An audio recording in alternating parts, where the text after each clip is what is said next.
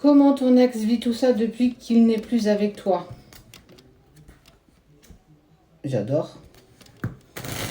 Comment il supporte ça? Est-ce que c'est un choix encore qu'il accepte, qu'il veut, ou bien il a des remords? C'est une très bonne question. Il y a beaucoup plus de sagesse, ceci dit. Transformation. Transformation. Ben, il y a quand même pas mal de regrets. Ok. En fait, c'est pendant cette séparation qu'il a accepté et compris que... Regarde, je vais baisser un petit peu. Là. Qu'il a perdu son équilibre et qu'il n'arrive pas à passer à autre chose. Tu es toujours dans sa tête. Alors, tout dépend... Sagesse. Tout dépend de combien de temps on parle, en fait. Il a besoin de retrouver une paix intérieure. Il y a quelque chose qui le tire vers toi. Il y a eu un véritable coup de foudre. En fait, tu l'as fait vibrer de toutes parts. Tout son corps s'est mis en action. Tout son corps s'est mis à ressentir l'amour qu'il avait pour toi.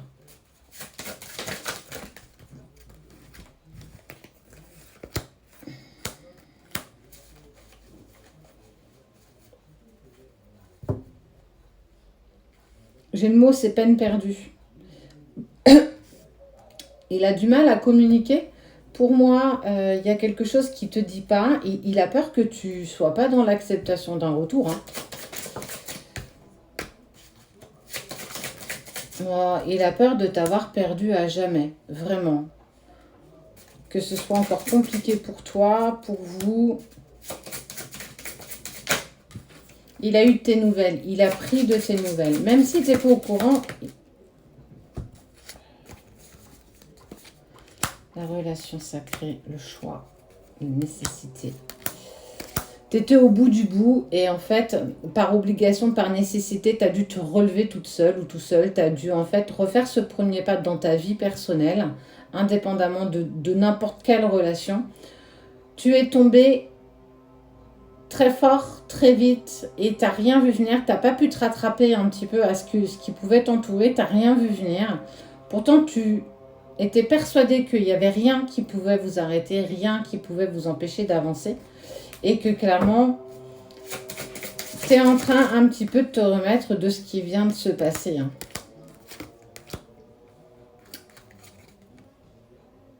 Tu as eu les messages, l'intuition, le sixième sens que cette prise de décision, c'est parce qu'il était clairement perdu, qu'il avait encore beaucoup de doutes. Et surtout, tu es venu réveiller des peurs profonde que même lui, il ne pensait même pas avoir.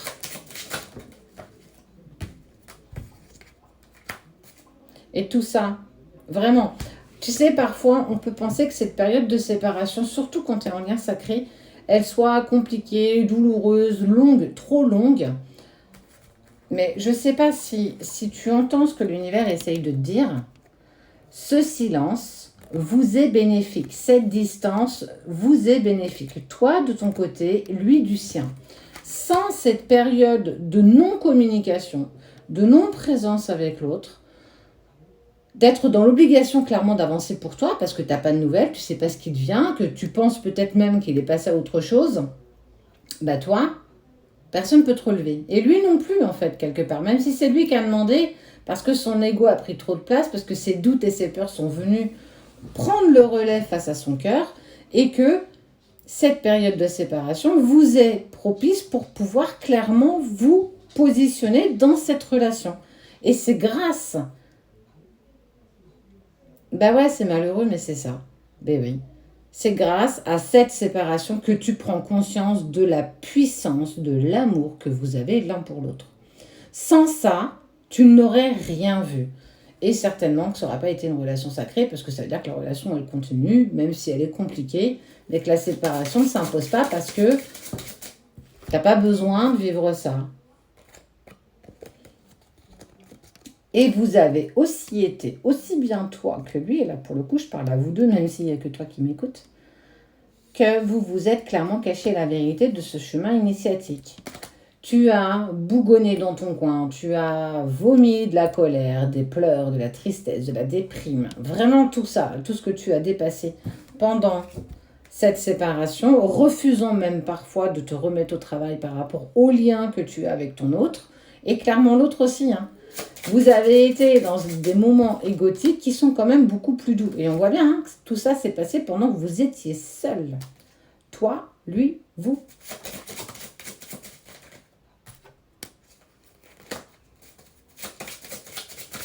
Tu vas avoir une synchronicité. Je ne suis pas forcément sur un message, mais tu vas avoir une synchronicité très, très, très rapidement.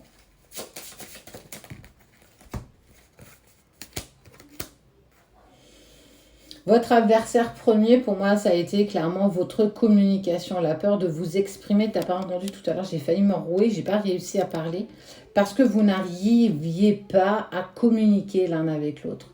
La communication qui est sincère, véritable et douce, tout se met en place. Les choses se mettent en place les unes derrière les autres.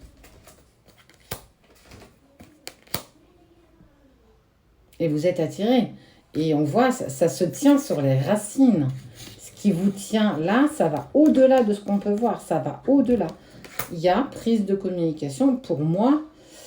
En tout cas, message, voyage astral d'ici à quelques jours, vraiment. Mais en tout cas, est-ce qu'il regrette? Clairement, il y a le retour de la personne de ton cœur.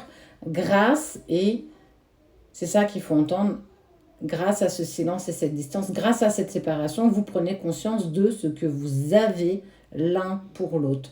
C'est une véritable chance, cette séparation, même si aujourd'hui tu ne la vois pas comme ça.